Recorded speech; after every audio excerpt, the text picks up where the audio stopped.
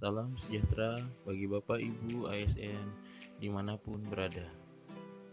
Kembali bertemu lagi dengan saya, Jo Hindong, pada video petunjuk penggunaan format SKP Jabatan Administrasi yang diperuntukkan untuk pejabat struktural sampai dengan fungsional umum atau staf, dan juga jabatan fungsional tertentu berbasis kuantitatif berdasarkan Permenpan Nomor 6 Tahun 2022. Adapun pada pembahasan kali ini, Bapak Ibu, saya batasi pada format yang akan dipakai sebagai syarat kenaikan pangkat periode April dan Oktober tahun 2023 yang sudah dimulai pemberkasannya dari periode Desember tahun 2022 untuk kenaikan pangkat periode April tahun 2023.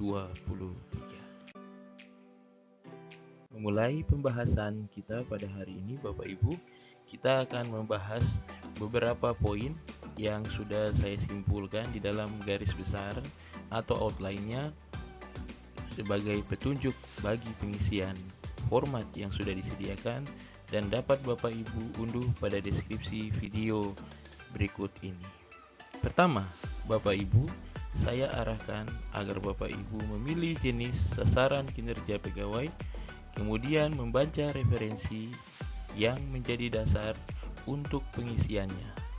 Adapun setelah itu, Bapak Ibu, saya arahkan untuk menginput biodata pemilik SKP dimulai dari PNS yang bersangkutan, dilanjutkan dengan atasan langsung dan juga atasan pejabat penilai. Setelah Bapak Ibu sudah menyelesaikan pengisian biodata, kita lanjut pada pilihan capaian kinerja individu dan instansi sebagai dasar bagi Bapak Ibu untuk memperoleh nilai pada capaian kinerja Bapak Ibu, karena di dalam Permenpan 6 tahun 2022 mensyaratkan capaian kinerja instansi sebagai modal awal untuk menilai capaian kinerja individu yang terlebih dahulu dilihat dari pola distribusi capaian kinerja di dalam unit kerja Bapak Ibu sekalian. Secara jelasnya Bapak Ibu dapat nanti lihat dengan menguji coba format yang sudah saya sediakan. Selanjutnya, setelah Bapak Ibu memilih capaian kinerja individu dan instansi, saya akan mengarahkan Bapak Ibu untuk mengisi jumlah pegawai beserta perkiraan capaian kinerja masing-masing. Hal ini bisa menjadi data bagi Bapak Ibu atau pembelajaran bagi Bapak Ibu untuk pengimplementasian penilaian sasaran kinerja pegawai berdasarkan Permenpan Nomor 6 Tahun 2022. Setelah Bapak Ibu telah mengisi jumlah pegawai beserta perkiraan capaian kinerja masing-masing, kita akan mengarah pada bagian yang krusial, yaitu menentukan nilai perilaku individu pegawai berdasarkan penilaian pejabat penilainya. Atau dengan kata lain, jikalau kita berbicara di dalam konteks kenaikan pangkat berdasarkan aturan kenaikan pangkat atau yang sudah diatur lebih teknisnya di dalam Surat Edaran BKN Nomor 19 Tahun 2022, di sana dikatakan bahwa minimal berpredikat baik. Karena itu, Bapak Ibu, saya menyarankan pemilihan dimulai dari kinerja instansi sampai dengan kinerja individu setelah melewati pola pengukuran distribusi capaian kinerja agar Bapak Ibu memilih capaian yang berkategori baik. Nah, adapun format saya sudah sediakan di dalam beberapa tab, tetapi Bapak Ibu, saya mengingatkan kembali lagi sebagaimana pada video-video sebelumnya bahwa format yang akan dicetak adalah format berdasarkan Surat Edaran BKN Nomor 19 Tahun 2022, yakni hasil capaian atau penilaian dan juga format atau bagian penetapan yang berisikan tanda tangan penilai dan juga atasan pejabat penilai. Setelah itu pada bagian akhir, sudah pasti Bapak Ibu saya arahkan untuk mencetak berkas sasaran kinerja pegawai yang menjadi syarat kenaikan pangkat sesuai petunjuk yang tersedia. Adapun kembali saya ingatkan kepada Bapak Ibu sekalian bahwa SKP berdasarkan Permenpan 6 tahun 2022 merupakan format baku yang akan dipakai untuk kenaikan pangkat periode April tahun 2023 dan Oktober tahun 2023.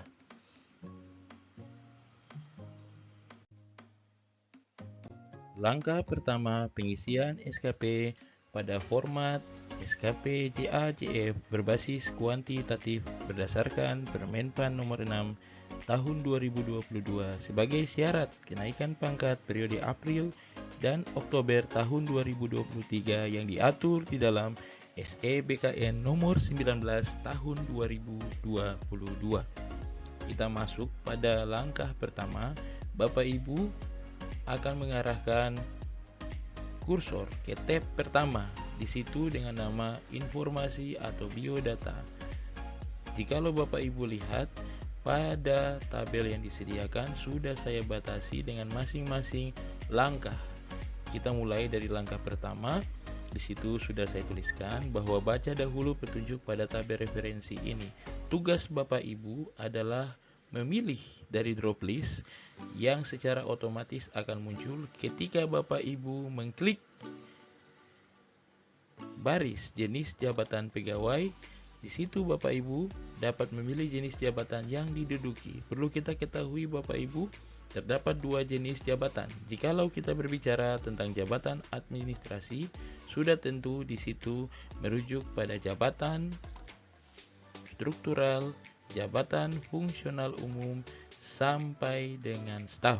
Jikalau kita berbicara tentang jabatan fungsional tertentu, sudah tentu kita berbicara tentang jabatan yang memiliki aturan nomenklatur jabatan dan juga memiliki prasyarat yang berbeda, yakni adanya uraian tugas yang melekat pada peraturan Menteri PAN-RB terkait jabatan tersebut.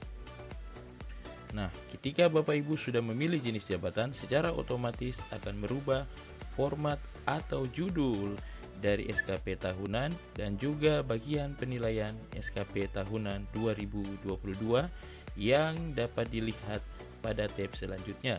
Selain itu, adapun informasi akan muncul secara otomatis pada baris yang berjudul referensi dan rencana hasil kerja.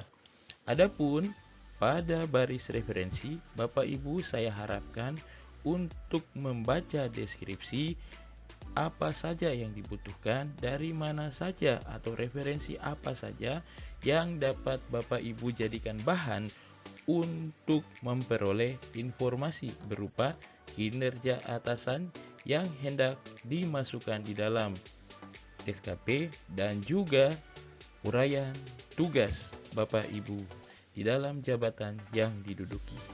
Selain itu, ada pula yang dinamakan rencana hasil kerja. Pada baris rencana hasil kerja, Bapak Ibu dapat melihat petunjuk sederhana yang mengarahkan Bapak Ibu untuk memilih butir-butir informasi yang dibutuhkan yang akan menjadi dasar bagi Bapak Ibu untuk menginputkan atau mengolah informasi tersebut sehingga dapat dimasukkan ke dalam SKP tahunan berdasarkan Permenpan RB nomor 6 tahun 2022.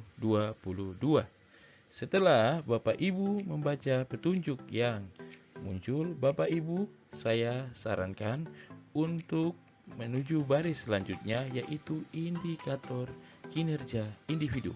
Sebagaimana hasil evaluasi saya selama ini, kita menemukan bahwa di lapangan terjadi banyak kendala sekali terkait Bapak Ibu menentukan bahasa yang tepat untuk dimasukkan kepada 3 aspek yang muncul pada masing-masing jenis jabatan. Oleh karena itu, Bapak Ibu saya harapkan untuk mengklik indikator kinerja individu pada baris sebelah kanannya. Di situ, Bapak Ibu dapat memilih masing-masing aspek berdasarkan jenis jabatannya, dan Bapak Ibu dapat membaca petunjuknya yang akan muncul pula secara otomatis pada baris selanjutnya. Perhatian Bapak Ibu sudah saya cantumkan di situ bahwa Bapak Ibu harus membaca dengan seksama petunjuk pengisian aspek indikator kinerja individu yang muncul berdasarkan pilihan yang secara otomatis ketika Bapak Ibu memilihnya pada baris sebelumnya, dia akan muncul sebagai petunjuk bagi Bapak Ibu. Nah, satu hal yang pasti dan akan terus saya ingatkan kepada Bapak Ibu sekalian bahwa SKP Permenpan 8 dan Permenpan 6 tidak menggunakan bahasa kerja, sehingga Bapak Ibu sudah harus dan sudah pasti haruslah merubah bahasa kerja yang dahulunya ada di SKP berdasarkan PP 46 menjadi SKP yang berbahasa hasil kerja atau berbahasa kinerja sesuai Permenpan 8 ataupun yang sesuai dengan Permenpan 6 yang kita pakai di dalam format kali ini. Adapun berdasarkan aturan sudah diatur di sana bahwa setiap tingkatan memiliki kompetensinya masing-masing. Contohnya, jikalau kita berbicara kepada tingkatan jabatan pimpinan di dalam instansi pemerintah, contohnya kalau di dalam jabatan administrasi yang dapat kita pakai pengisian SKP-nya menggunakan format ini adalah pejabat struktural meliputi dari jabatan eselon 3 sampai dengan eselon 4 pada umumnya, atau kita sebutkan jabatan non pimpinan instansi, atau dengan kata lain jabatan yang tidak menduduki posisi tertinggi di dalam suatu unit kerja, atau yang sering kita sebut pertama kalau di induknya kita sebut sebagai kepala dinas. Secara praktisnya, kalau di unit pelaksana teknisnya biasanya kita sebut kepala UPTD dinas. Itu untuk contoh praktik yang paling nyata yang dapat Bapak Ibu lihat di instansi pemerintahan daerah. Kita lanjut Bapak Ibu pada langkah selanjutnya. Langkah selanjutnya, saya mengarahkan Bapak Ibu untuk menginput biodata Bapak Ibu beserta dengan atasan langsung, beserta dengan atasan pejabat penilai SKP Bapak Ibu. Selain itu, Bapak Ibu harus juga mengisi data tempat kerja, yakni nama instansi di mana Bapak Ibu bekerja, beserta dengan tempat atau lokasi instansi, sehingga dapat secara otomatis akan masuk pada format SKP tahunan bahkan penilaian SKP-nya. Nah, Bapak Ibu, untuk pengisian khusus pada informasi data tempat kerja pada nama instansi, Bapak Ibu diharapkan mengisinya dengan huruf besar seluruhnya atau huruf kapital. Sedangkan untuk tempat atau lokasi kerja hanya huruf pertama dari nama tempat atau lokasi instansi Bapak Ibu bekerja yang kapital. Kira-kira demikian untuk bagian input biodata pemilik SKP. Kita lanjut langsung pada penilaian SKP yang sudah Bapak Ibu dapat lakukan terlebih dahulu pada bagian pilih capaian kinerja individu dan instansi. Langkah selanjutnya, setelah Bapak Ibu sudah mengisi informasi dan membaca sejumlah besar informasi atau petunjuk yang muncul, Bapak Ibu saya arahkan untuk masuk kepada langkah ketiga, yaitu menentukan capaian kinerja pribadi dan instansi. Perlu Bapak Ibu ingat kembali sebagaimana sudah saya jelaskan sebelumnya bahwa di dalam Permenpan 6 menentukan nilai kinerja individu pegawai harus melewati beberapa tahapan. Pertama, dengan melihat capaian kinerja instansi, kemudian melihat capaian kinerja Bapak Ibu dan dikaitkan dengan pola distribusi capaian kinerja pegawai di unit kerja atau instansi di mana Bapak Ibu bekerja. Karena itu, saya menyarankan Bapak Ibu memilih setiap jawaban yang nilainya adalah optimal sehingga capaian kinerja Bapak Ibu dapat sesuai dengan syarat kenaikan pangkat yaitu berkategori baik. Adapun dengan adanya pilihan ini Bapak Ibu dapat mempelajari secara ringkas bahwa penilaian SKP berdasarkan Permenpan 6 sesungguhnya tidak sesulit yang Bapak Ibu bayangkan selama ini. Kita lanjut Bapak Ibu, saya akan menjelaskan pertanyaan pertama. Bagaimana kondisi capaian kinerja unit kerja? Di sini Bapak Ibu harus memilih jawaban yang sesuai atau dengan kata lain, jikalau kita kondisikan sebagai berkas kenaikan pangkat, sudah tentu Bapak Ibu harus memilih dengan opsi yang baik, yakni 100% sampai dengan nilai di bawahnya. Tetapi saya sarankan Bapak Ibu memilih saja 100%, jangan sampai nilainya turun. Selanjutnya kita masuk pada pertanyaan nomor 2, bagaimana kondisi capaian kinerja Bapak Ibu atau saudara-saudari di akhir tahun. Dengan kata lain di sini Bapak Ibu harus menjawab bahwa capaian kinerja Bapak Ibu adalah baik adanya dengan umpan baik positif dan capaian sesuai target. Saya ingin kembali mengingatkan Bapak Ibu sebagaimana kita sudah sempat bahas pada salah satu video saya terkait dengan bagaimana menilai kinerja di dalam format terkait SKP jabatan pimpinan tinggi. Maka saya kembali mengingatkan, walaupun di dalam format SKP berdasarkan Permenpan 6 terdapat dua basis atau dua jenis yang muncul, yakni SKP kuantitatif dan SKP kualitatif, di mana SKP kuantitatif yang mensyaratkan agar targetnya merupakan target yang dapat dikuantifikasikan atau yang dapat dihitung dalam bentuk angka. Sedangkan SKP kualitatif adalah target yang tidak dapat dihitung atau yang tidak dapat dihitung menggunakan angka atau dikuantitatifkan. Pada intinya penilaian kedua SKP ini adalah sama, yang dinilai adalah realisasinya dan juga yang menjadi tolak ukur dan standar utama penilaiannya adalah bagaimana tanggapan atau umpan balik dari atasan Bapak Ibu sekalian. Karena itu sudah tentu sebagaimana di dalam Permenpan 8, Permenpan 6 juga mengharuskan adanya dialog kinerja antara atasan dengan bawahan maupun dengan teman sejawat dan dengan stakeholder penerima pelayanan Bapak Ibu selaku pelayan masyarakat dan pelayan publik. Kira-kira demikian, kita lanjut pada bagian berikutnya. Bapak Ibu, kita masuk pada langkah keempat, yaitu pengisian jumlah pegawai dan perkiraan rata-rata capaian kinerja masing-masing pegawai. Pada bagian ini saya coba mensimulasikan kepada Bapak Ibu sekalian bagaimana sebenarnya dilakukan penetapan pola distribusi kinerja pegawai. Pada pertanyaan baris pertama, di situ dengan judul berapa jumlah pegawai di instansi di mana Bapak Ibu bekerja, saya mengharapkan agar Bapak Ibu mengisi jumlah pegawai yang berada di dalam instansi Bapak Ibu sekalian.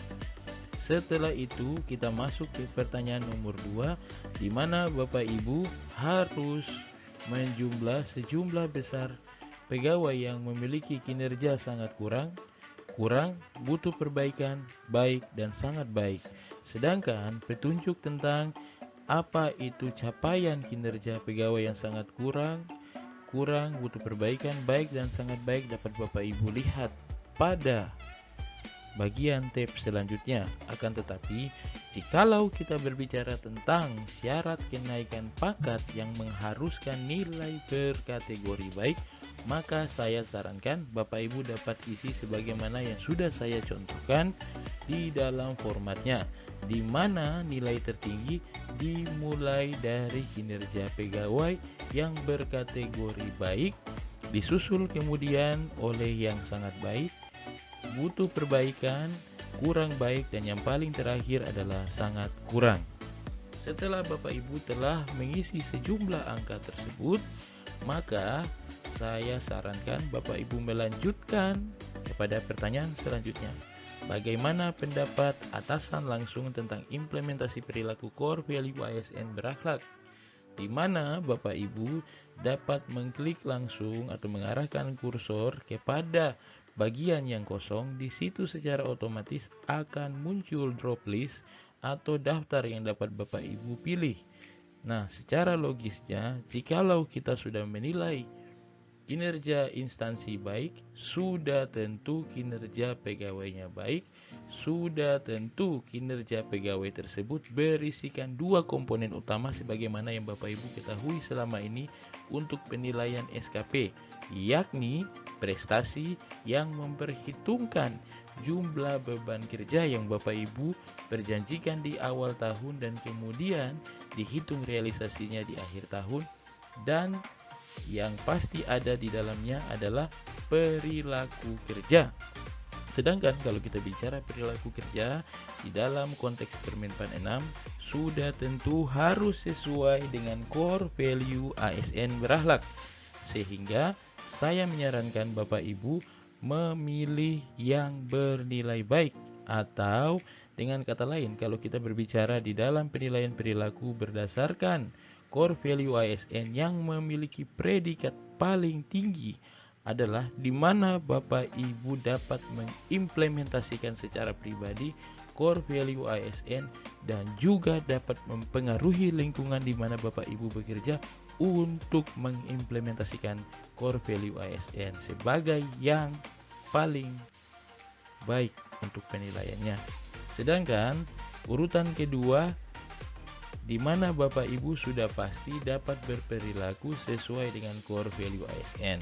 Kembali lagi, format ini diperuntukkan untuk kenaikan pangkat, maka saya menyarankan mulai dari capaian kinerja instansi, capaian kinerja individu yang berisi hasil capaian kerja Bapak Ibu dan juga perilaku Bapak Ibu haruslah dikondisikan dalam jumlah atau posisi kategori baik, sehingga pada akhirnya SKP memenuhi syarat untuk kenaikan pangkat sebagaimana yang diatur dalam peraturan teknis tentang kenaikan pangkat maupun dalam pelaporan SKP kali ini yang merujuk pada SE nomor 19 tahun 2022 yang ditetapkan oleh Kepala BKN. Secara singkat, saya menyimpulkan keseluruhan langkah atau prosedur yang Bapak Ibu perlu tempuh di dalam penggunaan format ini di dalam 4 tahapan sederhana. Setelah Bapak Ibu mengisi sejumlah informasi yang dibutuhkan pada tab pertama, Bapak Ibu kemudian lanjutkan dengan mengisi SKP tahunan, melengkapi lampirannya, sesuaikan ukuran dan formatnya. Mengapa demikian? Karena sudah tentu berkas ini akan diperiksa, sehingga harus dipastikan dengan baik ukuran tulisan maupun tinggi barisnya dapat memunculkan tulisan dan dapat dibaca oleh pemeriksa. Setelah itu kita masuk pada tahap terakhir, yaitu dengan mencetak berkas sesuai dengan yang diarahkan untuk dicetak. Dengan kata lain, Bapak Ibu harus mencetak berkas yang berjudul tabnya adalah berkas 1 dan berkas 2 sebagai syarat laporan kinerja tahun 2022. Kita masuk saja kepada contoh SKP dan juga penilaian serta penetapannya. Kita masuk pada contoh SKP jabatan administrasi dan jabatan fungsional. Sedangkan di dalam contoh yang ditampilkan pada paparan adalah jabatan fungsional. Kalau kita berbicara tentang format ini sudah saya ingatkan pada tab pertama, di mana Bapak Ibu membaca petunjuk secara seksama. Di situ Bapak Ibu dapat memperoleh informasi untuk mengisi tentang rencana hasil kerja pimpinan yang diintervensi. Secara simpelnya, saya mengingatkan prinsip dasar bahwa jikalau kita berbicara tentang SKP bagi jabatan fungsional tertentu yang diintervensi atau yang diambil menjadi informasi yang diisi ke dalam kolom pertama adalah indikator kinerja dari pimpinan instansi atau unit kerja di mana pegawai jabatan fungsional tersebut bekerja. Itu yang pertama tentang jabatan fungsional. Selanjutnya, jikalau kita berbicara tentang jabatan fungsional yang menduduki posisi sebagai pimpinan unit kerja, dalam hal ini biasanya dokter sebagai seorang pimpinan di unit kerja puskesmas, sudah tentu yang diintervensi adalah indikator kinerja dari dinas di mana ia bernaung sebagai unit pelaksana teknis.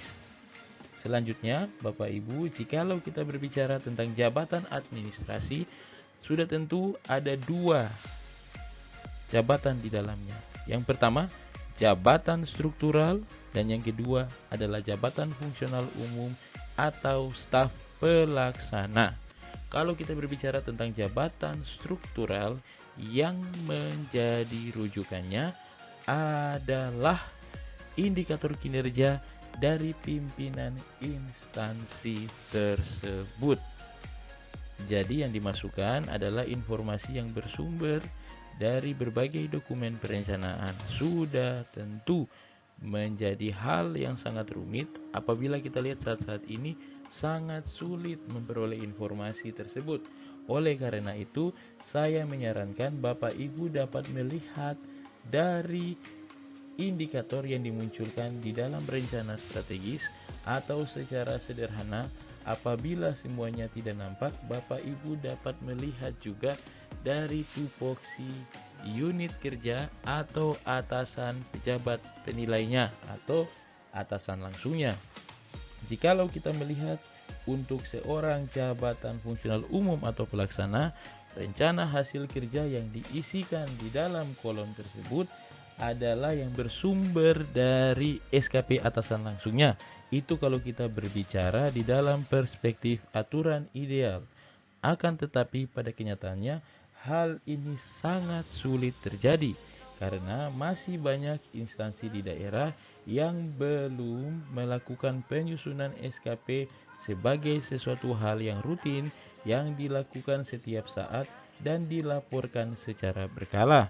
Akan tetapi perlu Bapak Ibu perhatikan dan ingat baik-baik bahwasanya di dalam Permenpan 6 tahun 2022 di situ penilaian SKP sudah diturunkan dan sampai bisa dimonitoring setiap 3 bulan sekali. Itu sekedar informasi saja. Setelah Bapak Ibu memahaminya dan melakukannya secara rutin, maka akan menjadi hal yang mudah. Selanjutnya kita masuk pada kolom berikut, yaitu rencana hasil kerja. Jikalau kita berbicara tentang rencana hasil kerja, satu hal sederhana yang saya ingin ingatkan kepada Bapak Ibu bahwa setiap jenis jabatan memiliki karakteristiknya masing-masing. Sudah tentu yang saya maksudkan dengan karakteristiknya adalah sifat pekerjaannya. Kalau kita berbicara tentang jabatan fungsional, sudah tentu sudah jelas sekali dapat dilihat di nomenklatur jabatannya yang muncul di dalam Permenpan RB tentang jabatan tersebut, yang nilainya ditentukan juga pada masing-masing angka kreditnya. Kemudian, jikalau kita berbicara tentang jabatan struktural, perlu Bapak Ibu ingat dan pahami kembali bahwa setiap jabatan dan jenjang jabatan struktural memiliki kewenangan yang berbeda-beda. Jadi secara singkatnya, saya mengingatkan kembali bahwa rencana hasil kerja bagi jabatan struktural yang menduduki posisi eselon 3 atau administrator adalah rencana kerja yang sifatnya lebih pada memimpin pelaksanaan suatu kegiatan, atau di dalam perencanaan biasa kita sebutkan ia memimpin atau melaksanakan program kerja. Sedangkan kalau kita berbicara bagi rencana hasil kerja, jabatan struktural pengawas atau eselon 4 biasanya lebih pada teknis kegiatan atau subprogram, atau dengan kata lain tugasnya adalah mengawasi pekerjaan dari bawahannya dan juga memastikan bahwa pekerjaan tersebut telah beres dan dapat menjadi inputan bagi capaian kinerja pejabat di atasnya. Selanjutnya, kita masuk pada kolom aspek. Jikalau kita berbicara tentang kolom aspek, di situ ada 3 hal yang juga muncul di dalam Permenpan 6 sebagaimana muncul di dalam Permenpan 8, yakni aspek kuantitas, waktu, dan kualitas. Sudah tentu Bapak Ibu perlu masukkan di dalam aspek kuantitas adalah jumlah besaran. Jikalau kita berbicara dalam Permenpan 6 berbasis kuantitatif, besarannya harus dalam bentuk angka, dengan kata lain dapat dikuantifikasikan. Jikalau kita berbicara tentang waktu, sudah tentu waktunya dapat berupa waktu rutin suatu pekerjaan itu dilakukan, dengan kata lain bisa dituliskan di situ 12 bulan. Jikalau pekerjaan yang hanya membutuhkan waktu real karena bukan merupakan pekerjaan rutin, sebagaimana contohnya jikalau kita berbicara seseorang yang mengerjakan dokumen perencanaan, sudah tentu perencanaan dilakukan di awal tahun, sehingga yang dimasukkan di situ menjadi aspek waktunya adalah waktu real pelaksanaan perencanaan tersebut, yakni kalau misalkan 1-2 minggu. Kemudian kita lanjut pada aspek selanjutnya, yaitu kualitas. Kalau kita berbicara tentang aspek kualitas, sudah tentu kita berbicara tentang bagaimana seseorang dinilai pekerjaannya oleh atasan langsungnya bernilai baik atau sesuai dengan harapan atau ekspektasi sebagaimana dimaksudkan di dalam Permenpan 6, sehingga menjadi tolak ukur pekerjaan tersebut baik tidaknya ditinjau dari sudut pandang ekspektasi atau harapan atau keinginan atau impian atasan langsung.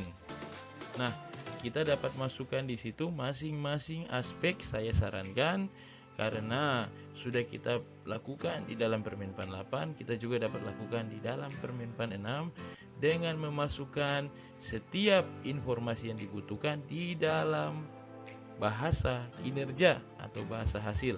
Setelah itu targetnya pun sangatlah penting. Kalau kita berbicara di dalam hal ini ada 2 kolom yang menjadi krusial atau masalah yang seringkali muncul di dalam pengisian SKP dan juga muncul di dalam Permenpan 8 pada implementasinya.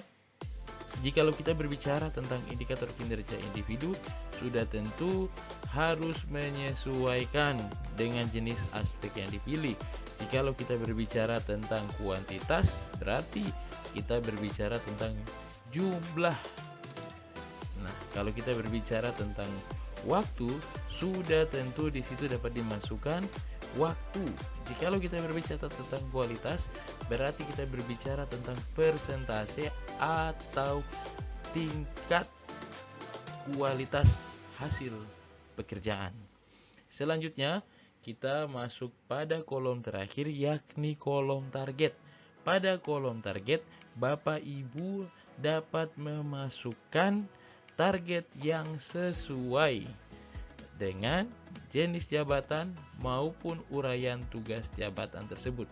Ini sangatlah penting jikalau kita mengingat pemberlakuan PP 46 dahulu bagi jabatan fungsional, di mana satuannya menyesuaikan dengan aturan tentang angka kredit atau penilaian angka kredit bagi jabatan fungsional tertentu tersebut.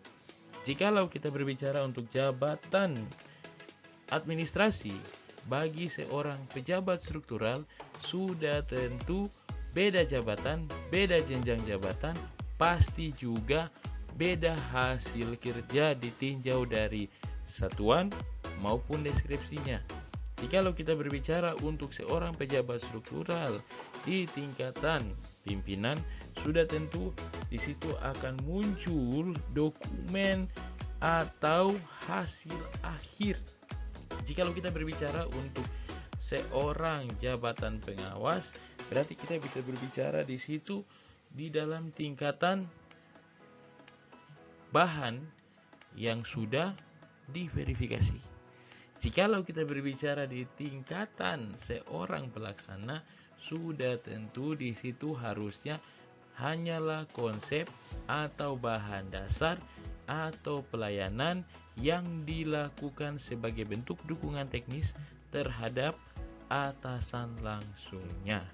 Itu kira-kira pemahaman dasar terkait tentang pengisian SKP Permenpan 6 sebagai pendekatan hasil kerja kuantitatif. Satu hal yang perlu Bapak Ibu ingat sekalian, bahwa kuantitatif dan kualitatif yang membedakannya adalah targetnya, yaitu kuantitatif yang harus muncul dalam bentuk angka, sedangkan kualitatif tidak muncul dalam bentuk angka. Kira-kira demikian. Kita lanjut pada bagian selanjutnya. Masuk pada bagian selanjutnya. Jikalau tadi Bapak Ibu sudah mengisi SKP tahunan pada bagian terkait prestasi kerja atau rencana hasil kerja yang hendak diperjanjikan dengan atasan langsung, kita masuk pada bagian selanjutnya, yaitu tentang perilaku kerja. Saya ingatkan dan batasi kembali pemahaman Bapak Ibu terkait Permenpan 6, perilaku kerja haruslah berdasarkan core value ASN berakhlak. Apabila dalam pengisiannya Bapak Ibu lihat di situ pada contohnya, apabila ada ekspektasi khusus dari pimpinan dapat dicantumkan. Apabila tidak ada ekspektasi khusus dari pimpinan, tidak usah dicantumkan. Kalau kita berbicara pada praktek ekspektasi khusus pada pimpinan, ini lebih pada arahan khusus yang diberikan pimpinan kepada bawahannya terkait salah satu butir dari core value ASN yang harus diperhatikan dan diimplementasikan secara lebih lagi.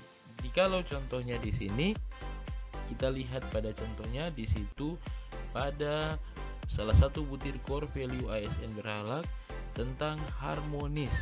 Di situ ada contoh bahwa ekspektasi khusus pimpinannya adalah membangun komunikasi yang lebih terbuka dan menjaga hubungan baik dengan stakeholder, kemudian membantu rekan kerja yang membutuhkan. Kalau kita bicara secara sederhananya, mengapa hal ini bisa muncul? Karena menurut pimpinan dari PNS tersebut bahwa dia belum harmonis. Yang kata lain, ada beberapa aspek yang secara spesifik dirinya harus perhatikan dan kembangkan dengan lebih lagi agar sesuai dengan ekspektasi atau harapan atasan langsungnya di dalam konteks kacamata core value ASN berakhlak. Pada prakteknya, penggunaan core value ASN berakhlak di level kementerian maupun lembaga sudah dikawinkan dengan kode etik instansi tersebut, sehingga kembali saya ingatkan Bapak Ibu ke depannya sebagai persiapan pengimplementasian sistem Permenpan 6 agar Bapak Ibu dapat menyarankan pengintegrasian penerapan core value ASN berakhlak di instansi Bapak Ibu bekerja.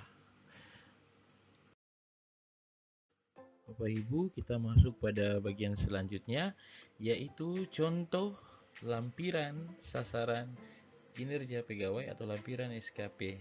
Jikalau kita berbicara SKP PP46 maupun Permenpan 8, di situ tidak disyaratkan adanya lampiran. Jikalau di dalam Permenpan 6 secara khusus pada format ini saya lampirkan contoh atau kolom yang dapat Bapak Ibu isi terkait sumber daya, skema pertanggungjawaban, dan konsekuensi terhadap kinerja yang Bapak Ibu berjanjikan terhadap atasan langsung.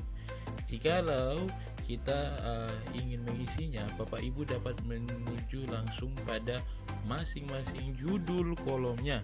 Di situ jikalau Bapak Ibu arahkan kursor, secara otomatis akan muncul label yang menginstruksikan dan memberi petunjuk kepada Bapak Ibu informasi apa saja yang harus diisi. Tapi secara simpel saya akan menjelaskan bahwa dukungan sumber daya lebih pada sarana prasarana, peralatan kerja, perlengkapan kerja yang dibutuhkan oleh Bapak Ibu untuk melaksanakan apa yang sudah diisi kepada bagian pertama, yaitu yang diisi pada format SKP tahunannya. Dan sudah tentu hal ini dapat dilakukan setelah Bapak Ibu sudah berdialog dengan atasan langsungnya. Kemudian kita lanjut pada bagian selanjutnya, yaitu skema pertanggungjawaban. Kalau kita berbicara skema pertanggungjawaban di dalam konteks Permenpan nomor 6 tahun 2022, terdapat dua jenis skema pertanggungjawaban. Pertama, skema pertanggungjawaban untuk pekerjaan yang rutin yang dilakukan sepanjang tahun, dan skema pertanggungjawaban untuk pekerjaan yang tidak rutin yang dalam prakteknya tidak dilakukan sepanjang tahun. Nah, di situ Bapak Ibu dapat masukkan bahwa kinerja Bapak Ibu direview atau diukur beberapa kali dalam setahun. Jikalau kita berbicara dalam konteks Permenpan 6, pengukurannya dapat diukur paling rendah sampai dengan kinerja tribulanan atau setiap 3 bulan sekali. Nah, kemudian jikalau kita berbicara pada bagian lanjutnya, yaitu konsekuensi, sudah tentu dengan munculnya PP 30 tahun 2019 sampai dengan Permenpan 8, di situ kita dikenalkan dengan dua jenis konsekuensi yang mungkin akan muncul terhadap kinerja pegawai, yaitu apabila memenuhi ekspektasi maka akan mendapat penghargaan, jika tidak memenuhi ekspektasi maka akan mendapat teguran atau penugasannya dialihkan kepada pegawai lainnya. Jadi Bapak Ibu dapat memilih informasi dengan mengarahkan masing-masing kursor Bapak Ibu kepada judul kolom. Hal ini pun berlaku untuk SKP tahunan sampai dengan lampirannya, sampai dengan kolom penilaiannya, semuanya sudah saya titipkan atau sudah saya fasilitasi dengan label, sehingga Bapak Ibu dapat membaca dengan seksama informasi yang akan muncul ketika kursor Bapak Ibu menyentuh judul kolom dimaksud. Nah, kira-kira demikian. Perlu Bapak Ibu ingat bahwa untuk SKP tahunan maupun lampirannya bukanlah berkas yang akan dicetak, tetapi sebagai media pembelajaran untuk Bapak Ibu latihan, sehingga kedepannya jikalau kita langsung masuk pada penyusunan SKP berdasarkan Permenpan 6 secara full sistem, Bapak Ibu tidak kaget lagi karena sudah latihan terlebih dahulu.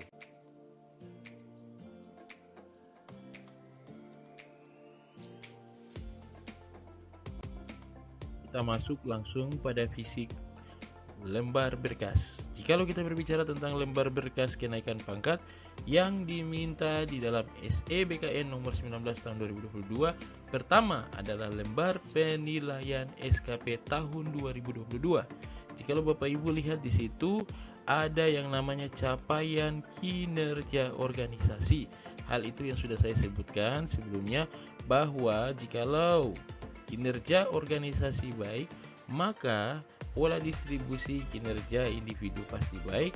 Capaian kinerja Bapak Ibu berdasarkan prestasi atau capaian hasil kerja dan juga hasil perilaku Bapak Ibu baik, maka kategori perilaku, kategori kinerja Bapak Ibu, bahkan capaian hasil kinerja akhir Bapak Ibu akan baik. Nah, Bapak Ibu, berikut adalah contoh berkas lembar penilaian. Dimulai dari bagian awal yang adanya capaian kinerja organisasi haruslah di situ dalam kategori minimal baik, dan yang paling baik adalah istimewa. Kita masuk pada bagian selanjutnya Bapak Ibu, yaitu pola distribusi. Nah, jikalau kita sudah mengisi yang tadi dimulai dari kinerja instansi bernilai baik, pada tab paling pertama akan langsung nilainya terinput di dalam capaian kinerja instansi, dan juga pada pola distribusi ketika Bapak Ibu sudah menginput jumlah pegawai, berapa pegawai yang berkinerja baik, berapa pegawai yang berkinerja istimewa, berapa pegawai yang berkinerja kurang baik dan sebagainya, itu mempengaruhi kurva yang akan muncul pada bagian penilaian, yaitu pola distribusinya. Jadi saya sarankan yang sudah pasti dan sudah tentu menjadi syarat kenaikan pangkat adalah kurva distribusinya haruslah baik, karena setiap tahapannya dari bagian atas format sampai dengan bagian bawah format, di situ akan disimpulkan di capaian kinerja instansi.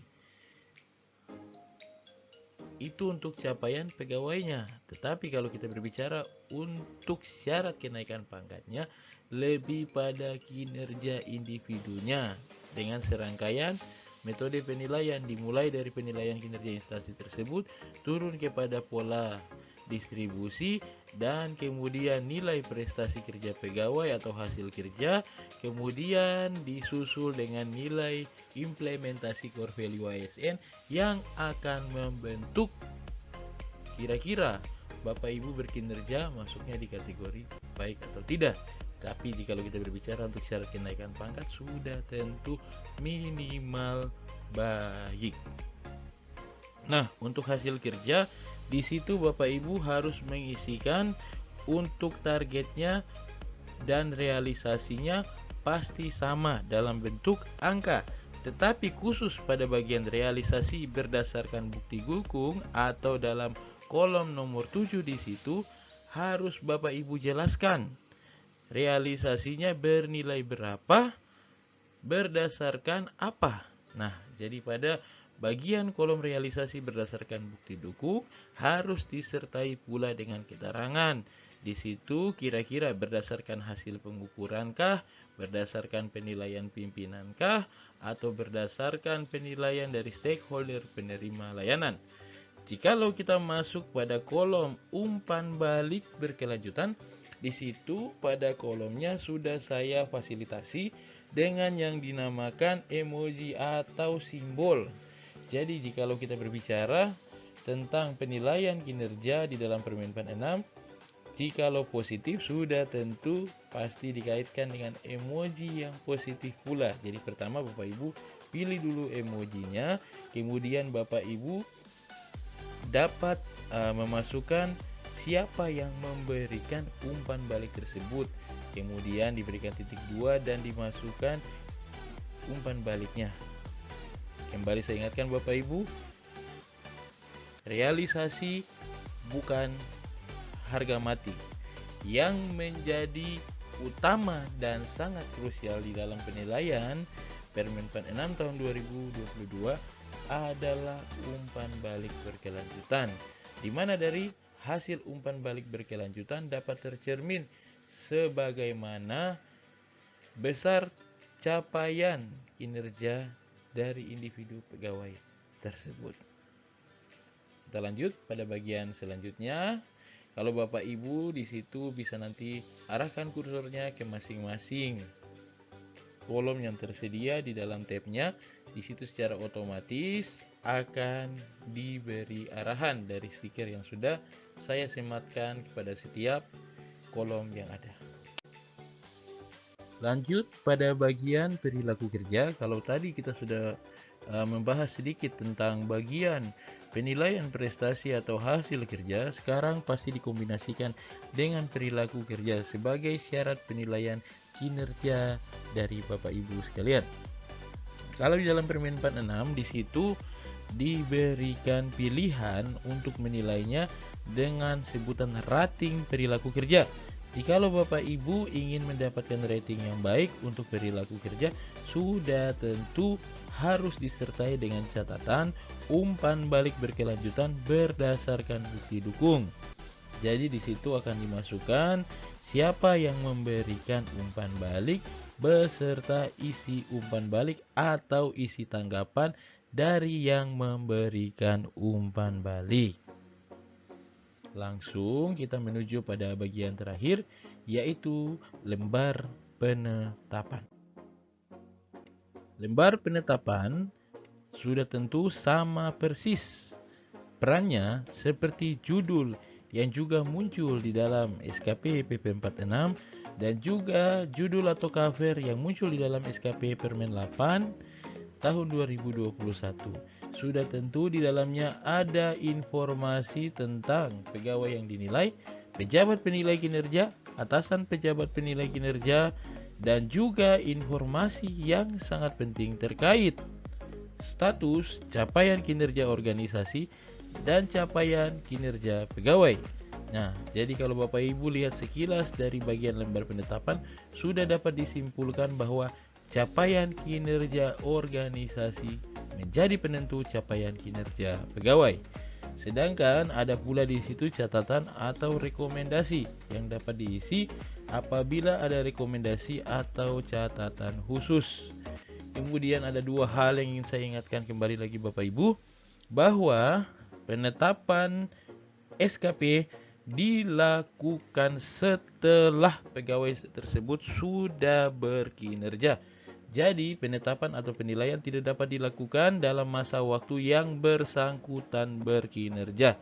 Dan sudah pasti pemilihan tanggalnya Bapak Ibu perlu masukkan tanggal yang merupakan hari kerja. Nah, catatan selanjutnya adalah apabila terjadi mutasi kepegawaian, maka wajib membuat SKP di tempat kerja yang baru.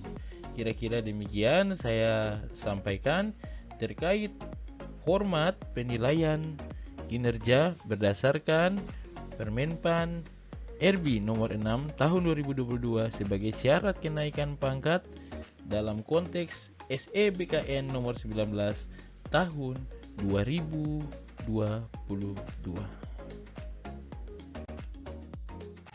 Akhir kata, saya Jo undur diri. Mengucapkan terima kasih atas perhatian Bapak Ibu sudah menyimak video yang cukup panjang. Yang ini hampir 1 jam. Jikalau tadi sempat saya juga membuat video yang sama untuk petunjuk penggunaan format bagi jabatan pimpinan tinggi, tidaklah terlalu panjang. Karena di sana untuk jabatan pimpinan tinggi lebih fokus kepada satu jenis jabatan, yaitu jabatan pimpinan tinggi itu sendiri. Sedangkan jika kita berbicara format SKP JAJF, sudah tentu ada 2 jenis jabatan di dalamnya Bapak Ibu, yaitu jabatan administrasi dan jabatan fungsional. Bapak Ibu, saya mohon maaf jika ada salah maupun hal yang tidak berkenan. Sekiranya Bapak Ibu dapat terbantu dengan adanya petunjuk sederhana ini, walaupun panjang, saya berharap dapat menjadi satu bahan masukan, bahan pembelajaran bagi kita bersama. Saya Jo Hindom pamit undur diri. Jangan lupa subscribe, like. Jikalau Bapak Ibu berkenan atau ada pertanyaan-pertanyaan atau ada masukan hal apa yang dapat saya kembangkan untuk konten ini di dalam YouTube lebih baik lagi ke depannya, Bapak Ibu dapat langsung meninggalkan komentar di situ atau dapat mengunjungi berbagai link yang sudah saya sematkan di dalam akun YouTube. Terima kasih atas perhatian Bapak Ibu sekalian. Tuhan memberkati kita sekalian.